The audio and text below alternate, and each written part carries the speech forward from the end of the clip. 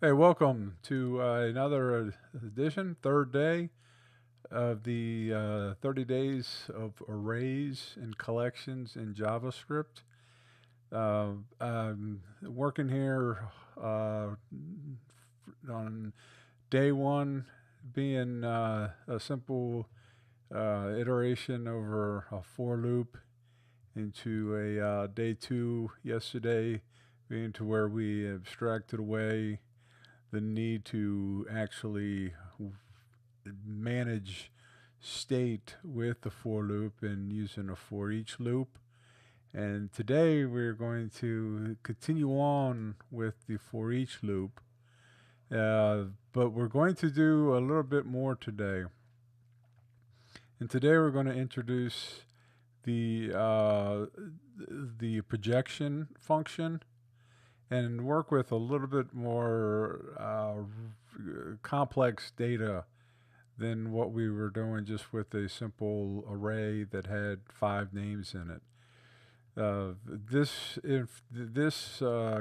data is coming from Learn RxJS, and so I'm just kind of just taking what they have out of there and putting it into these videos that I'm putting together here.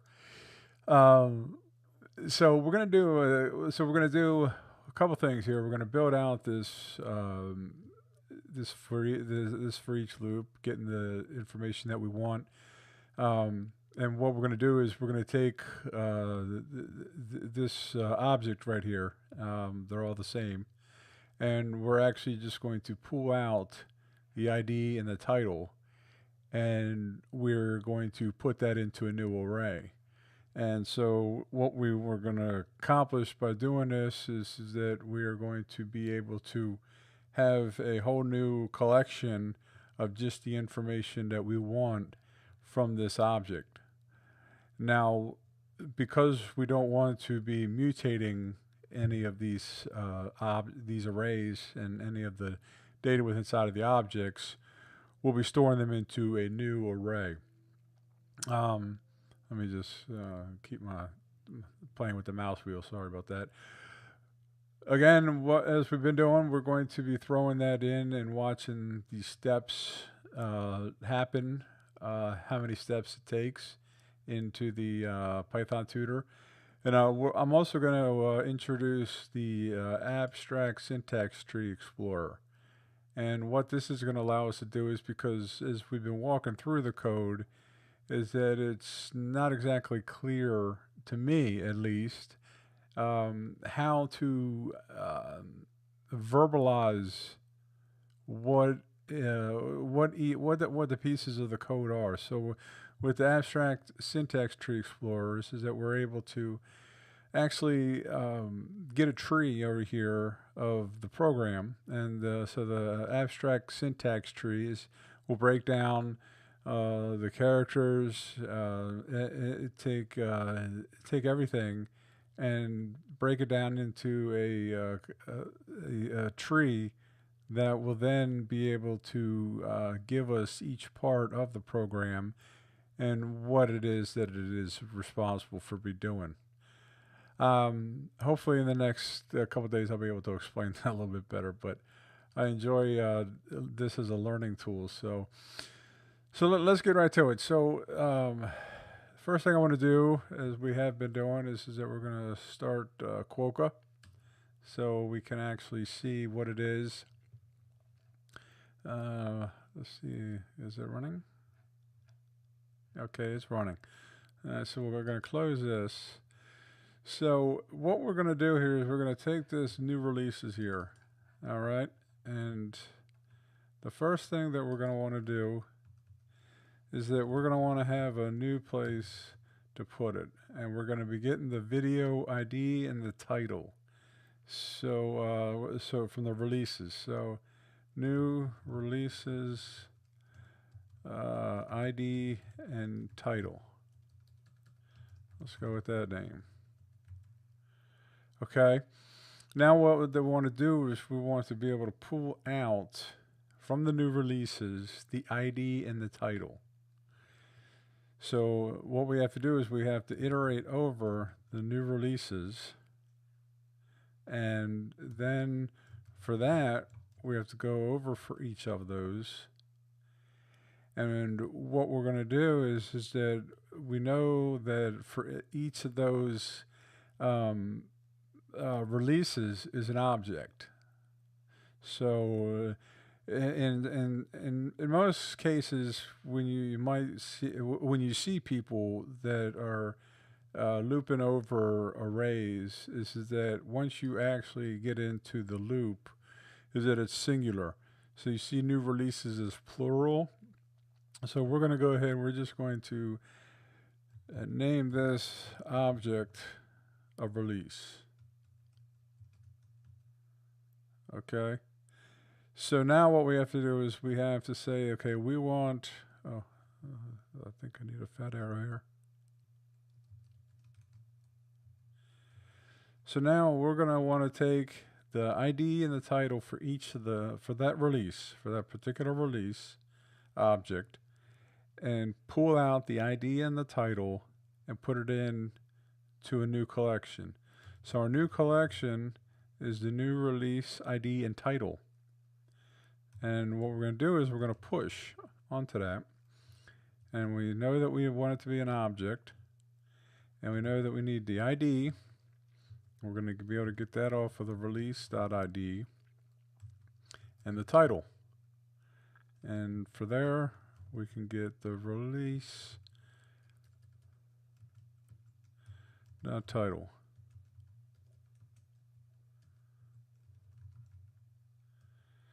Now, so far we have, let's play around with some things.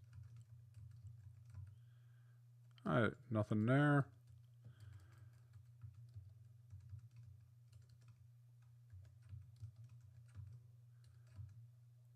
Nothing there.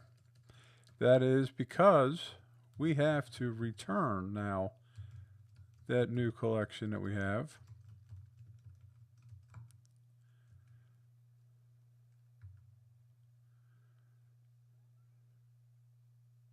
And that is not going to happen. Well, it is, but it's going to complain to us because return is outside of a function. So, what do we even need? Yeah, I still get myself a little confused when I'm doing stuff. So, let's see something. So as you can see here, okay, so now we have a new collection, and from that new releases collection of objects that we had ID, title, box art, URI, we now have a new collection which just strictly has the ID and the title. So this is what we're calling a projection function, because it does two things. The first thing it does is that it will traverse through this whole, see how we have all this up here? It's going to traverse through this whole thing. And what it's going to do is that it's going to go through and it is going to take what it is that you want from that, and it is going to put the values into a new collection. So now here we'll see that we have a new collection with only the ID and the title. So we have Die Hard, for example.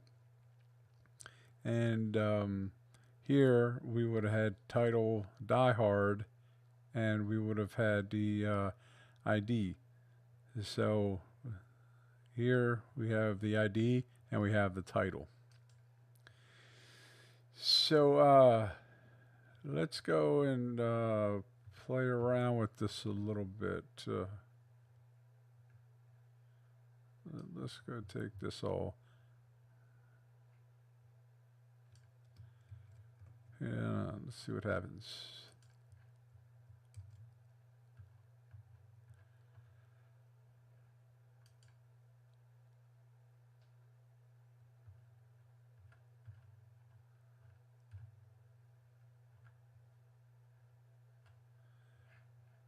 is everything? Okay. All right. We don't need to see the top part. Well, we do. All right. Can we get it all in here?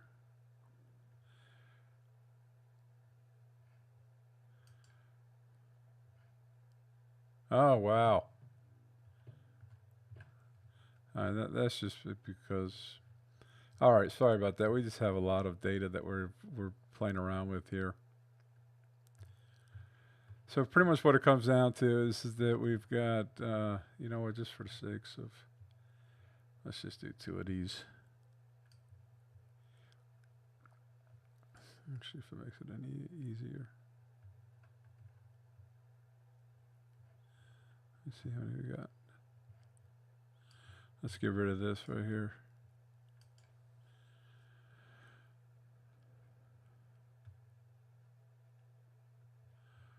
All right, forward.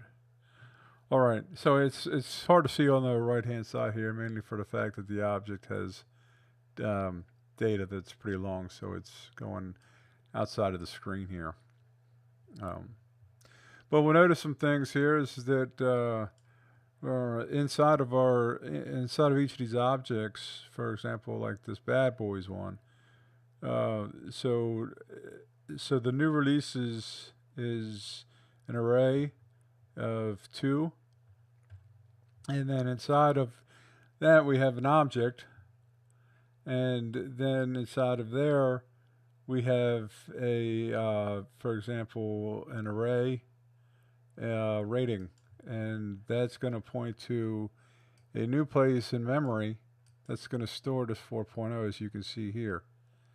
So yes, it's all inside of this object, but we know that with objects and arrays is that they have their own places in memory, and that's why there's references. So if you're going to find this rating, you'll find you'll actually find rating inside of the object, but then you're going to see that it points to a new array, like it does up here, that holds that number 4. So at this point in time, we are now getting ready to, let's go forward here. We now have declared a constant new releases ID and title, and right now we're going to just go down and see that it's an empty array. And now we're going to go through the bulk of the code, which I just decided I was going to edit instead of step through. Let's go through this again. All right, here we go. So now we have a release. Okay. Now the first thing you'll notice is that this release right now is pointing inside of the new releases ID and title array, and it is looking at the first object. So from there, it's going to be pushing the ID, which is the release ID, and the title, which is the release title. It's the only things we've asked for.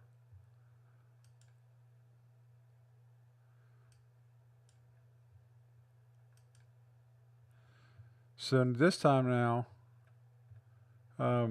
we are now down into the next object.